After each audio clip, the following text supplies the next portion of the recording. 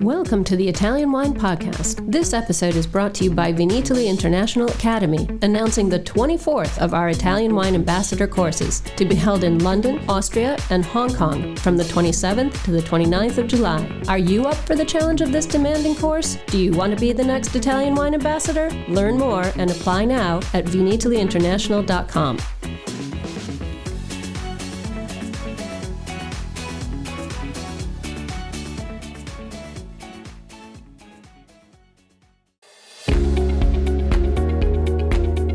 Italian Wine Podcast, a Wine2Wine Business Forum 2021 media partner, is proud to present a series of sessions highlighting the key themes and ideas from the two-day event held on October the 18th and 19th, 2021. This hybrid edition of the Business Forum was jam-packed with the most informed speakers discussing some of the hottest topics in the wine industry today. For more information, please visit wine2wine.net and tune in every Thursday at 2 p.m. Central European Time for more episodes recorded during this latest edition of Wine2Wine Business Forum.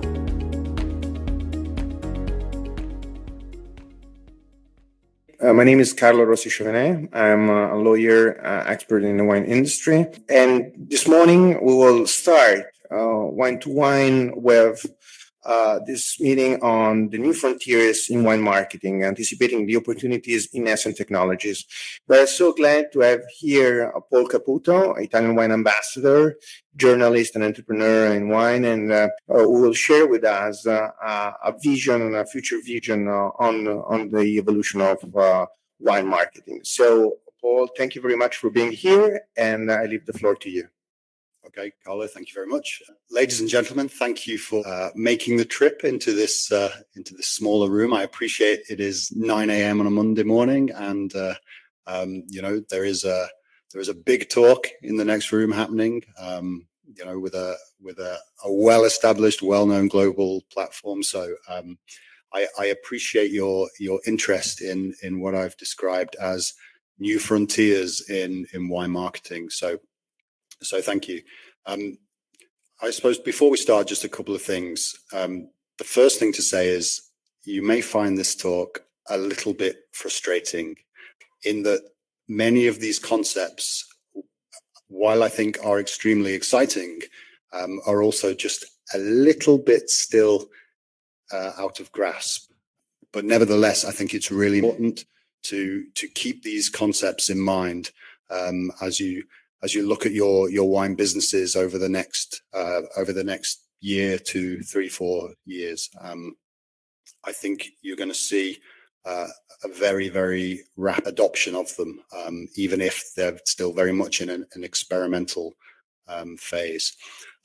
So I suppose just before we start, can I just get a little reading of the room? How many people here work for a wine producer?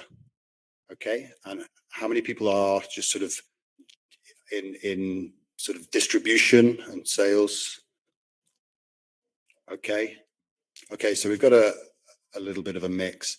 And how many people are marketeers specifically? Okay, so this should be interesting. Hopefully, many of these concepts will be familiar to you. I'm not gonna make this marketing 101. You'll be pleased to hear. So, okay, let's start. So, as I said, new frontiers in wine marketing, anticipating opportunities in nascent technologies. So, hopefully, you'll be familiar with some of the technology that is discussed. But what I hope to bring and contribute to this discussion is an idea of how these can be leveraged alongside, some of your other activities. I suppose I should just mention something about myself as well. So I'm Paul Caputo. For those of you that I know, some of you know me already. I'm a writer and a journalist. I previously worked in import and retail, and I'm now working on a large wine database platform, a database of wineries, regions, appellations, grapes, and that platform is called Vinorandum, and it has a focus on education, really. But it's vinorandum.com if you're interested in having a look. Okay, so what I'm trying to do, I'm going to give you a few objectives of what I think you can take away from this. I want to give you some context in the form of some presumptions about how I see technology and society and social media and all that kind of thing evolving in the coming years. And then I'll focus on these four little sections, really: audio and voice marketing, augmented and virtual reality, AI, which should be an interesting one, and then I'll touch briefly at the end on blockchain and NFTs. What would I like to do? I would like to offer a little snapshot of the technology that's coming.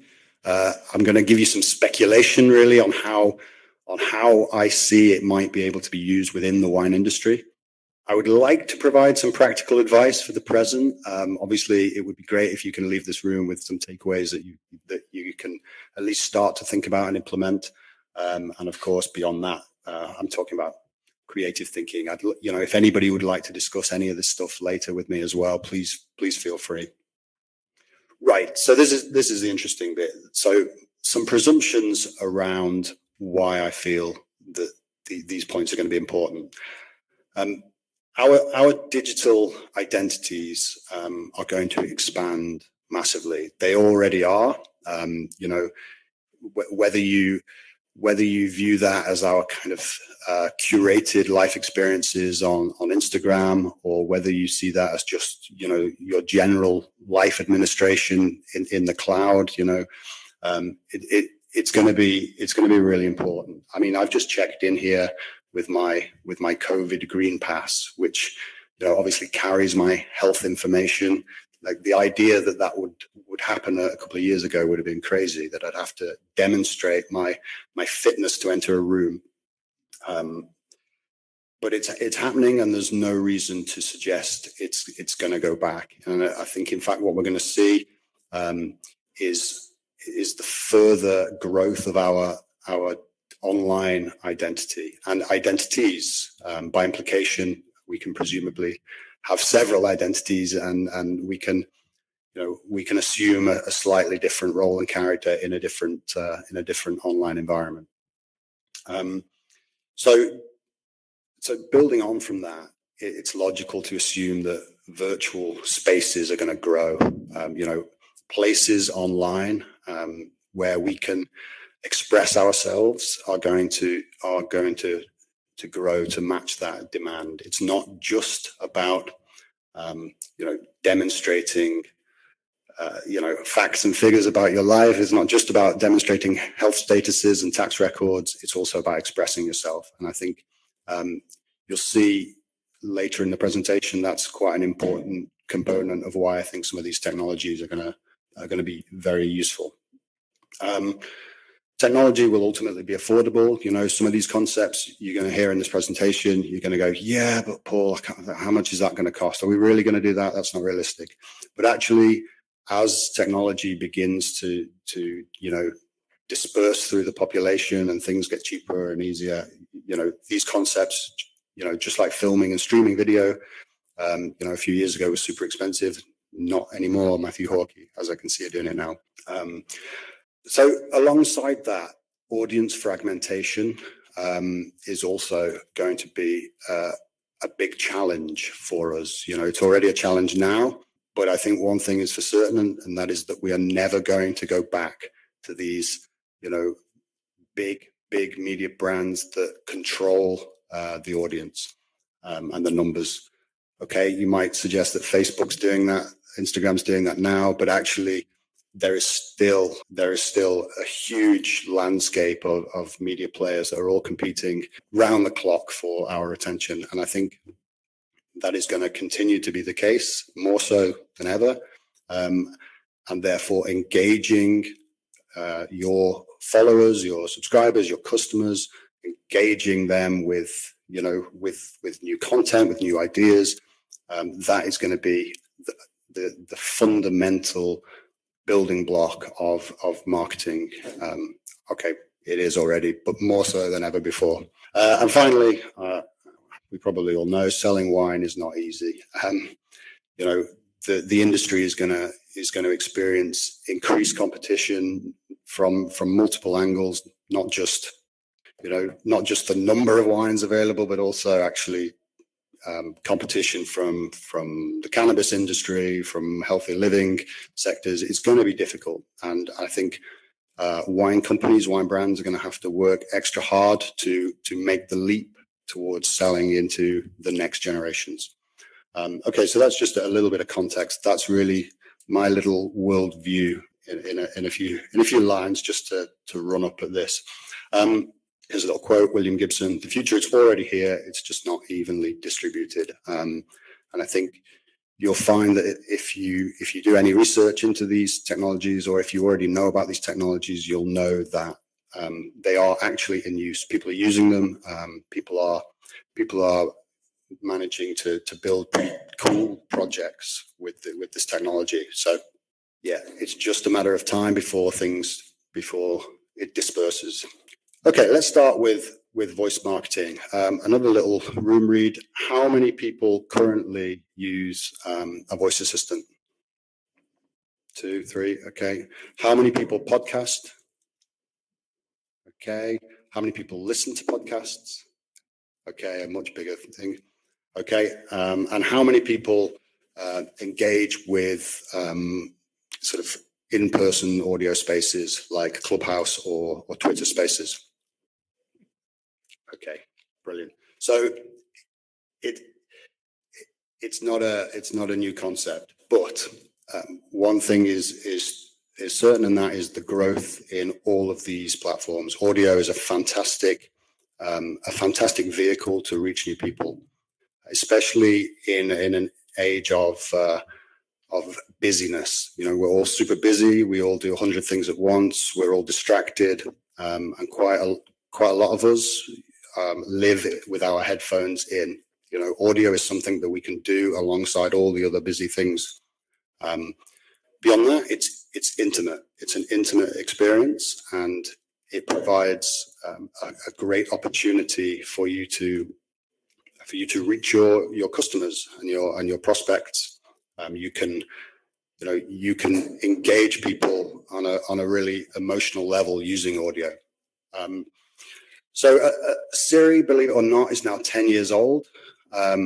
Its usage is growing massively. I read a statistic the other day that said something like 40% of Americans now use a voice assistant at least once a month. So that's huge. The use of audio assistants by the younger generation is even bigger. So I mean, I'm from the UK. In the UK, we're not massive yet on using voice messages on WhatsApp, but I know in Italy it's absolutely standard practice. You know, everybody, nobody can be bothered to type. Everybody is using voice to communicate.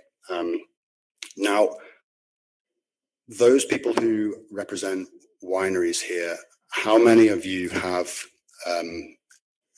repurposed your content in order to take advantage of voice? Has anyone done it? Okay. So, as always, I think this is where the wine industry lags slightly behind. We're very conservative by nature, but I would really recommend that everybody who is involved in wine marketing tries to create an audio version of their content, whether it's short form, whether it's long-term essays. Get that content recorded and get it up online and get it distributed to your customer base.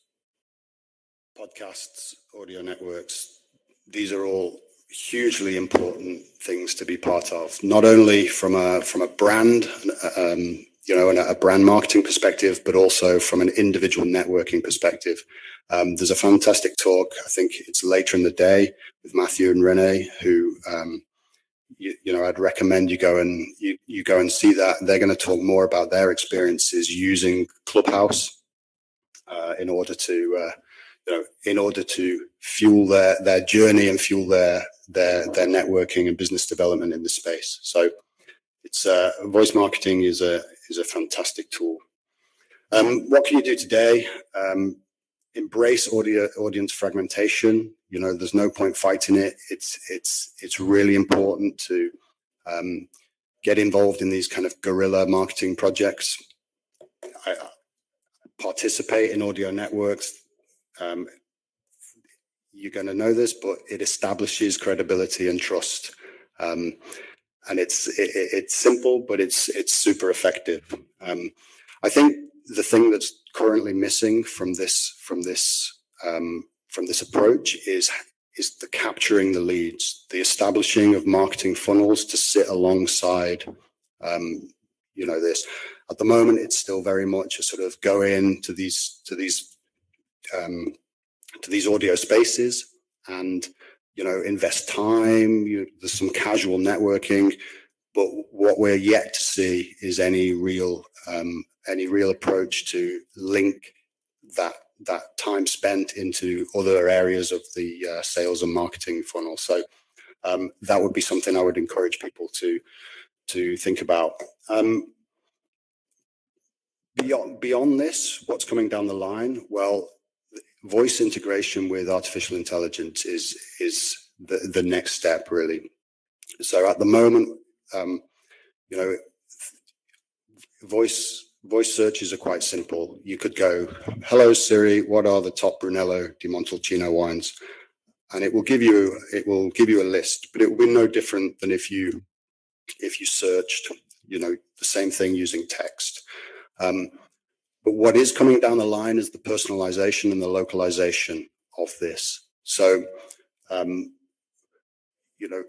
it's all very well me knowing the top 10 Brunello, but actually what I also want to know is where I can buy them in a context that is relevant to me. And that's coming. So it's really important, I think, if you're a winery,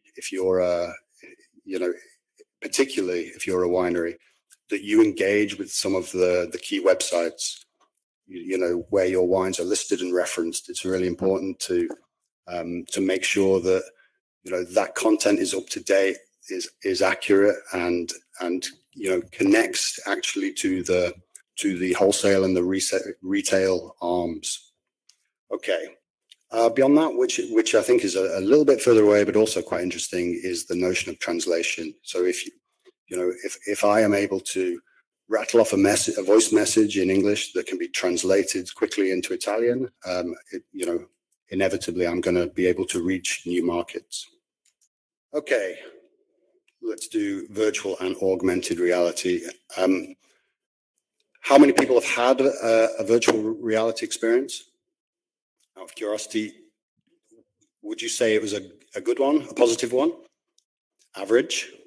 Chris, you had a good one, okay.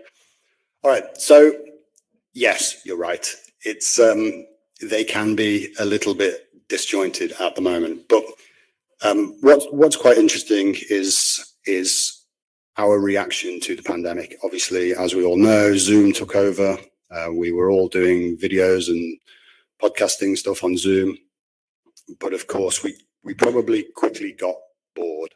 We all saw the value of it, but we all sort of also got a bit saturated. And the reason was, I think for many people, the experiences were the same. They were monotonous, they were boring, they didn't reach us really on any kind of emotional level. Virtual reality offers brands the opportunity to create experiences, to create immersive experiences for our customers. So Brancott Estate in Marlborough, New Zealand, they recently did one. They mapped their entire vineyard. They mapped their cellar facilities, and they were able to invite their customers and their both consumers and trade customers to tour their facilities, to experience their brand. As always in the wine trade, they chose to show vineyards and show cellars and tanks and that kind of thing, but it doesn't have to be that way. There are endless creative opportunities and endless opportunities to collaborate.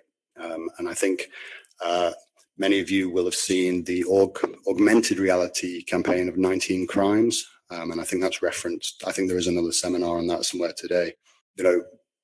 But being able to engage with consumers via their phone, which I think half the room are holding right now.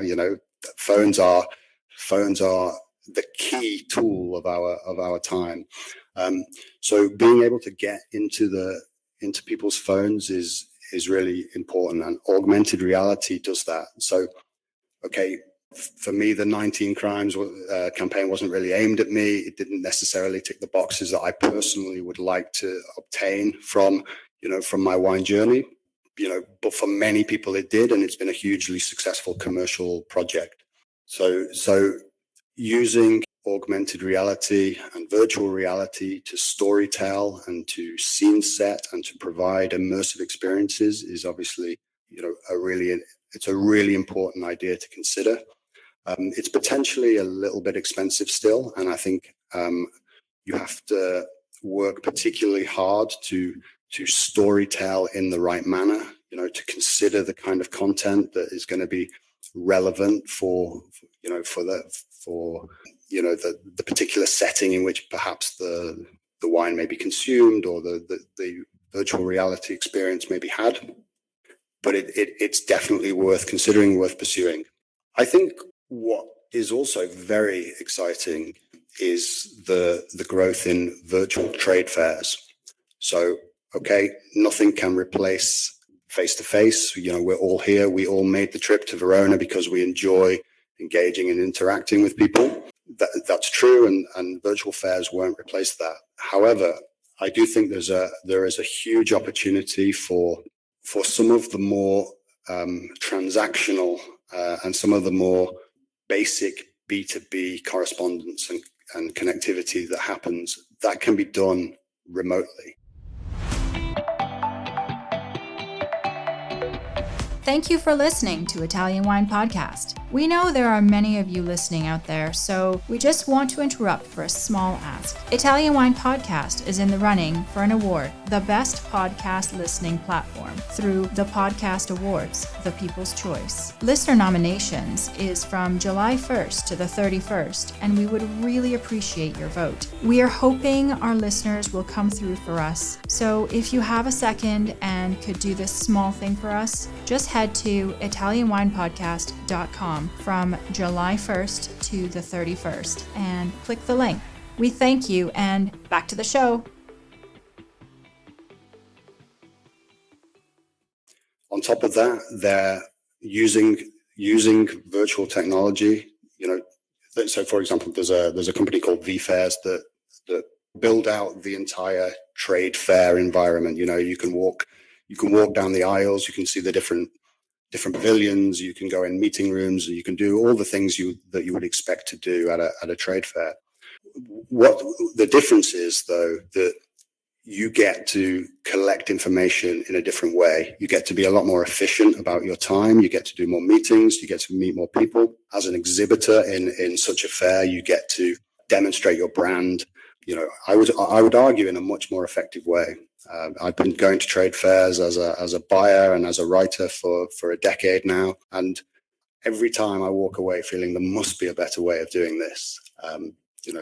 You're talking to people, you're talking to the guy, but he's looking over your shoulder. There's somebody else trying to get their glass filled. It's not a good way to engage with a brand, and I think virtual trade fairs offer a fantastic opportunity to do that.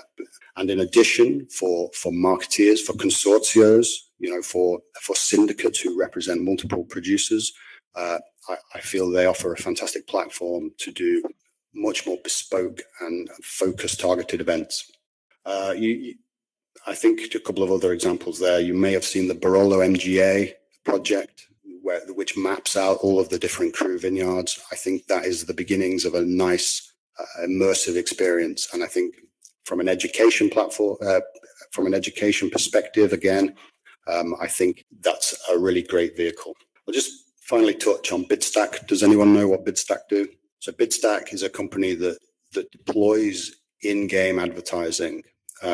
So as businesses gamify their customer journey, and as companies release games, that technology allows adverts to be deployed in real time, which is great. So, for example, if anybody plays football games, for example, they have sideboards all around the pitch, or players walk out to various advertising campaigns.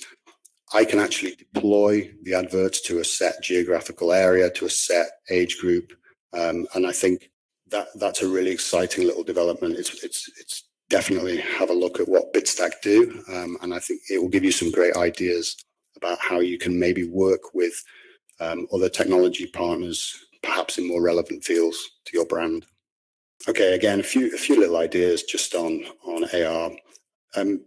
It's an opportunity to reconsider your touch points. I think we all know now we need a lot more touch points with our customers than we ever used to. And this is a vehicle to offer some more.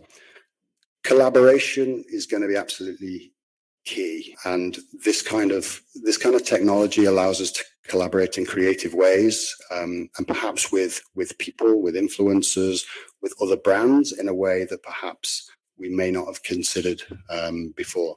Yeah, focus on entertainment and education. I think that would be my priority. Perhaps a little bit more speculatively coming down the line, but we're certainly not ready for that yet, is the wearable technology, which I think is obviously key to the wide-scale adoption of some of these ideas. Companies have experimented with the headsets in order to deliver some of these experiences.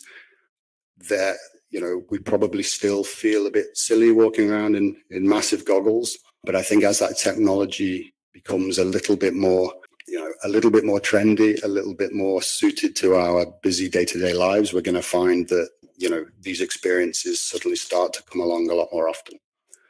Smart tattoos. Anybody fancy getting a smart tattoo? No. So I think we'll see this stuff happening. QR codes on our arms in order to leverage opportunities that passers by. I think these are going to be a big thing, and ultimately it's all about getting information quicker, more relevant information, and more personalized information.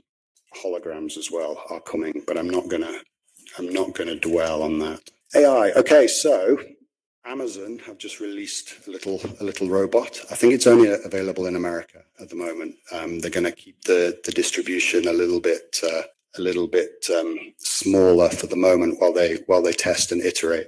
This is so Astro wheels around your house. You can program it not to go in your bedroom at certain times of the night, but it lives with you. It uses facial recognition, so you can program key people in your life so that it can interact. But interestingly, it learns stuff, so you can keep applying. You can keep adding new skills to this little robot. It has little hands, I think, so you can. It carries drinks from the kitchen through to another room. Now you may think, what the hell are you talking about? How does this affect the wine business? This is going to be quite interesting when we start to consider new opportunities for packaging. So canned wine is a big growth area, and I think canned wine is more suited to being dispensed in a different kind of social way, different kind of social environment. The customer, the target customer is potentially different, and I can see a scenario where, particularly in bigger cities where there are kiosks that dispense wine cans, but actually AI allows you to get the information that you wish about that product, or it can be personalized based on your Amazon account. So this is interesting. I think Vivino is another example of AI and machine learning. Obviously, I'm not going to dwell too much on this either, because many of you've chosen not to see the Vivino speech, which clashes with this one. So I'm going to leave that out. But obviously, the point about this is big data. The more interactions we do with anything online, the more it stores a digital data footprint about ourselves, and the more the AI can learn from our activity. And I think this is really important when you're considering setting up your technology infrastructure, as a wine company. I'm going to assume, but forgive me if I'm wrong, I'm going to assume that your wineries don't particularly measure the behavior of your customers on your website, and you don't particularly link link their actions in the winery to any kind of database. It's kind of just vaguely stored, in your head. And of course, everybody else does that, and that's a practical way of doing things. But I think ultimately, as the tools develop around us, the people who learn from the data quickest will be those that that build bigger and better businesses quicker. There's also a lot of automation that can be done with AI in the vineyard and in the supply chain, things that can increase efficiency and make logistics easier, make inventory control easier. But I think these are perhaps more sort of just basic business practices rather than marketing opportunities, which is very different from a project called Tastery. Does anyone know Tastery? So Tastery uses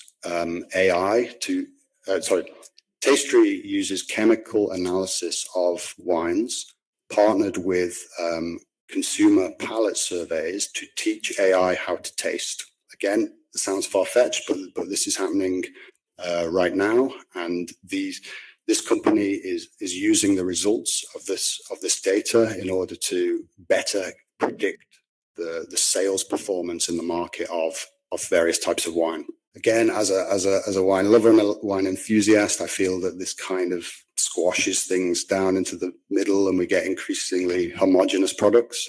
However, there are lots of companies out there that are making homogeneous products designed to just shift units. So Tastery is a good example of how AI is beginning to impact in the trade. It's still an outlier. It's still a little bit obscure, but I think it's a very exciting project to follow and keep an eye on. Okay, so what can we do at the moment? The first thing to do is engage with the key players. Look at the big companies that have a lot of data. If you're a winery or a wine business that's selling wine, make sure that information is accurate, is up to date. Don't rely on too much user-generated data and content. As a winery, I think it's paramount to own the story. It should be the central pillar and the foundation of this kind of information.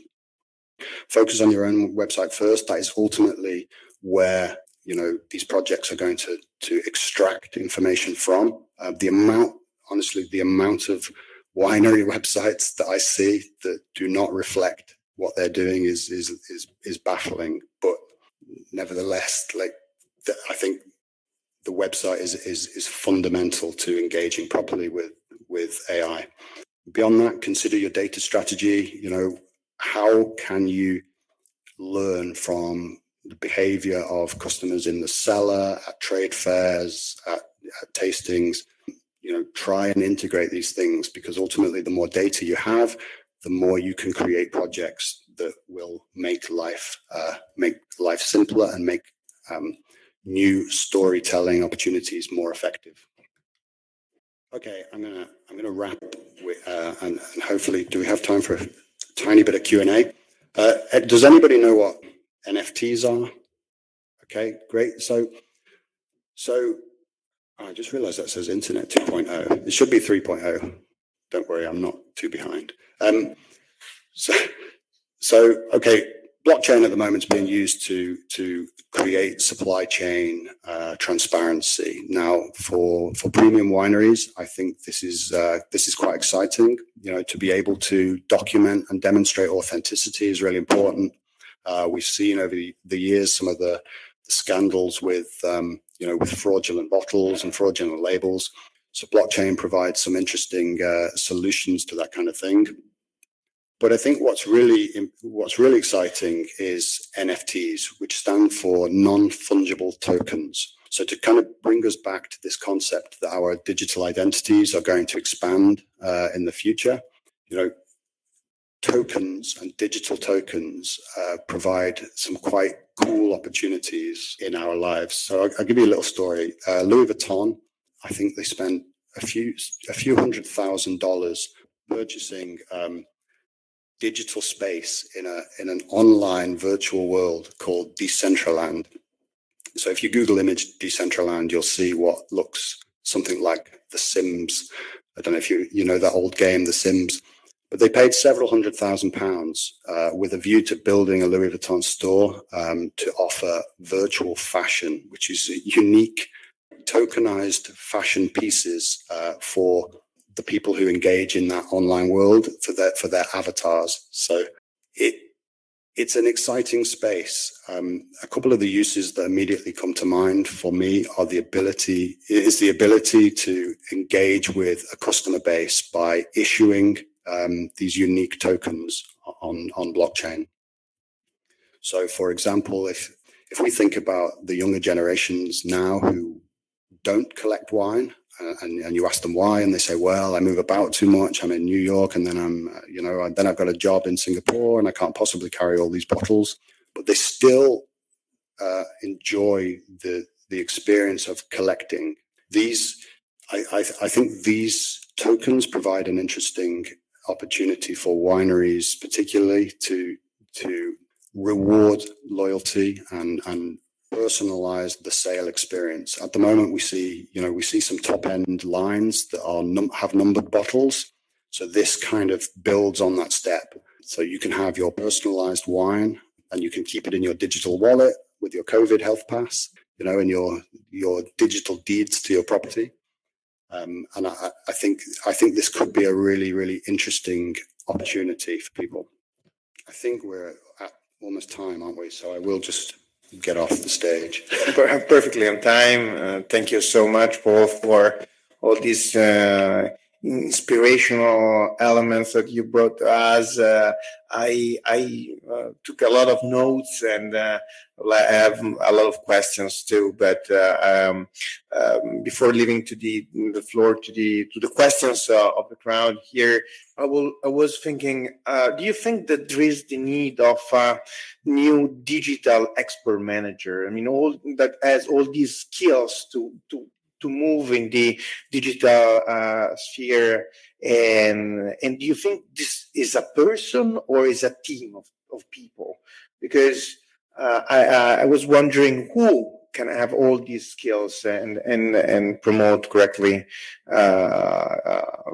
this type of things. Yeah, I think that's a great question. I think the reason that people are not using this technology, really, apart from its sort of lack of availability, is also the skill set required. These are very new experimental technologies, and they're not easy. Some of them require coding expertise and experience. And so to answer your question, I think people need a team, but I think if we have this conversation in 5 years' time, I think the digital team will be commonplace. I don't know if there are questions from the public. Have you seen actually any other producers really hardcore working with NFTs? I know there's an opportunity there, but have you seen anybody actually doing it yet? No, I haven't. What I would say is that if you look at the absolute explosion in the digital art market, so I think even just a couple of weeks ago, a set of NFTs sold for $69 million at Christie's, which is obviously insane. The historical links between the premium aspects of the wine trade and the art market, I think, are well documented. There are endless examples of collaborations between wineries and artists, and I think it's only a matter of time before some of the more forward-thinking brands collaborate with artists to create unique digital files that can be given to top customers. It's obviously expensive to create those products, but it's for a top winery brand, it's not expensive. It's actually quite sensible, I would say. We have another question here. A little bit about gamification. What are some examples of ways that wineries could utilize that in their marketing strategies? Yeah, so do you remember a project called, I think, Snooth? Do you remember how, you used to be able to, get a digital gold badge if you tasted 50 Cabernet Sauvignons or something from Napa? I think that wineries can, and and especially in collaboration with the local consortia or syndicates, I think wineries can definitely gamify the education around their, around their region and around their wines. We've started to see. I mean, you could argue Vin Italy are doing it with the VIA ambassadors. The market for demonstrating knowledge and status is out there. At the moment, it's all done through tests and exams. But actually, I do see an angle for gamifying that journey instead. So you achieve, off the top of my head, I can't quite think of the context, but I think you can definitely incentivize interaction through challenges, through quizzes, through visits to the cellar, through the purchase of a certain amount of wine, and I think that would be the way I see it, really. We have some more questions here. I really like everything that you brought up, but I think a lot of wineries might be wondering, what is the bare minimum cheapest thing that they could do within this to start them on this journey? Because we've laid out a really beautiful world, but where can they start at the cheapest possible way? Yeah. I think the cheapest possible way is to engage with audio, engage with journalists to create stories that can be transformed into audio content. And, make sure that the website is audio friendly. There are endless stories from wineries about how, Nonno discovered some old plant in the backyard, and now it's, this turns out to be some ancient variety. And get them recorded as audio, and distribute. That's I would say that is the sensible way, because ultimately it will be these files that educates AI, that educates consumers. People don't really read anymore, sadly. People just don't have time. And I think combined with combined with our sort of addiction to our phones, our attention spans are a lot less. We just have to accept that reading big, long form essays is not really relevant for most people. So audio is the way forward. And do you know what? You can do that to a suitable level on your phone. Okay. There was a last question. So maybe you have answered this question yet, but what's the most useful and suitable technology you have among the one you have mentioned for the wine world, in your opinion? I think that, like every marketing concept and like every technology you can think of, there is no one recommended thing. I think this is a toolkit. This is, if you can find a way to integrate these technologies into everything else that you do, I think that's where you'll find most success. There's no point going off and spending 40,000 euros on a virtual reality experience if actually, you don't answer the phone when a tourist rings. I think it's part of the whole ecosystem of the way in which your brand faces the world. But audio, I think if people are looking to do something right now, focus on audio. So thank you very much. I think we are at the end. Thank you really for your interesting question. Thank you, Paul, for this really amazing presentation. And let's keep enjoying this day at Wine2Wine. Thank you very much. Thank you, everyone. Thank you.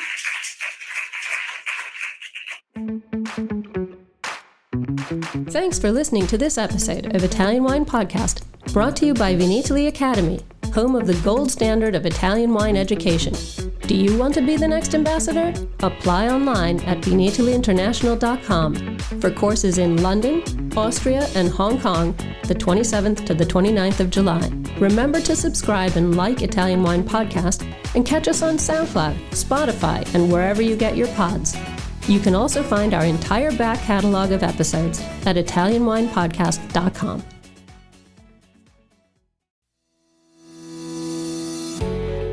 Hi guys. I'm Joy Livingston, and I am the producer of the Italian Wine Podcast. Thank you for listening. We are the only wine podcast that has been doing a daily show since the pandemic began. This is a labor of love, and we are committed to bringing you free content every day. Of course, this takes time and effort, not to mention the cost of equipment, production, and editing. We would be grateful for your donations, suggestions, requests, and ideas. For more information on how to get in touch, go to ItalianWinePodcast.com.